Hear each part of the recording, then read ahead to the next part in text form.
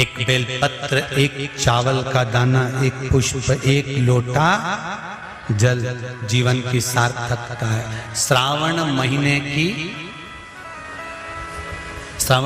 की नवमी तिथि, कौन सी तिथि? नवमी, चाहे शुक्ल पक्ष की हो चाहे कृष्ण पक्ष की हो। 7 दुर्वा, कितनी दुर्वा?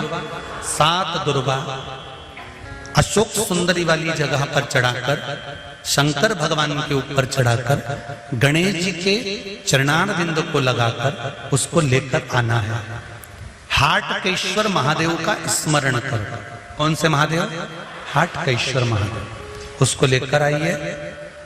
उदर में, पेट में रोग हो, बीमारी हो, बहुत ज्यादा तकलीफ हो रही हो, शरीर के अंतर्गत एसिडिटी रहती हो या पेट के अंतर्गत कोई ना कोई बीमारी बनी ही रहती हो, उसको भादों के महीने में, कौन से महीने में? भादों के महीने में किसी भी दिन सुबह के समय जब आप वो दुर्वा लेकर आए, 5 दिन, 6 दिन, 7 दिन में एक एक कर कर खाली पेट उसको चबा चबा कर खा लो और पानी पी लीजिए। महाराज करना पड़ेगा श्रावण महीने में, खाना पड़ेगी भादों में। चतुर्मास में 4 महीनों का बड़ा बड़ा महत्व है। कभी आपको एक स्मरण रहा हो कि जिस नारी के, स्त्री के रजोधर्म से जुड़ी हुई या पुरुष वर्ग में भी कहीं ना कहीं किसी ना किसी रूप में इस उदर से लेकर एड़ी तक के बीच में जो भी तकलीफें होती हैं उससे जुड़ी हुए के लिए भी सावन के महीने में एक प्रयोग आता है। उसको कर लेने से संपूर्ण जीवन समय में ये नाभि कोश से लेकर एड़ी तक के बीच में कभी तकलीफ हो ही नहीं सकती। और वो जल शंकर भगवान को शूलपाणेश्वर महादेव के नाम से चढ़ाया जाता है। कौन से महादेव के नाम से? शूलपाणेश्वर महादेव। शूलपाणेश्वर, उसका भी स्थान है कि वो जल कहां चढ़ता है। तो पहले तो नवमी तिथि का दुर्वा प्रयोग भगवान शंकर को समर्पित करते हुए, अशोक सुंदरी वाली जगह पर समर्पित करते हुए श्री गणेश जी महाराज को कहकर,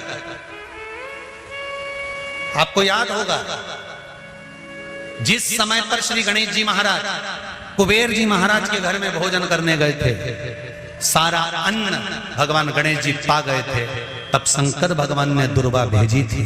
ये दुर्वा जब गणेश जी को भेजी गई थी तो वो औषधि के लिए भेजी गई थी कि गणेश जी ने ज्यादा पा लिया है तो शरीर में रोग ना हो जाए, पेट में कोई रोग ना हो जाए। तब शिव जी ने भेजी थी अशोक सुंदरी के माध्यम से।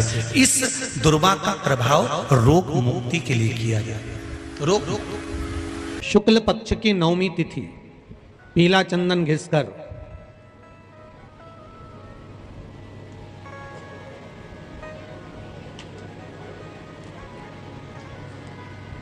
उस चंदन को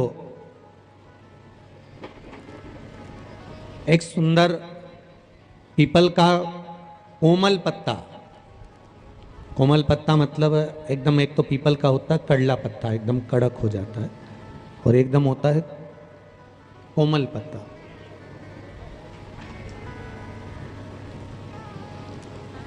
उस पीपल के कोमल पत्ते पर पीला चंदन घिसकर, जो वो चंदन होता है, उस चंदन को घिसकर उस चंदन को उस पत्ते पर रख लें। और महाराज उस पत्ते को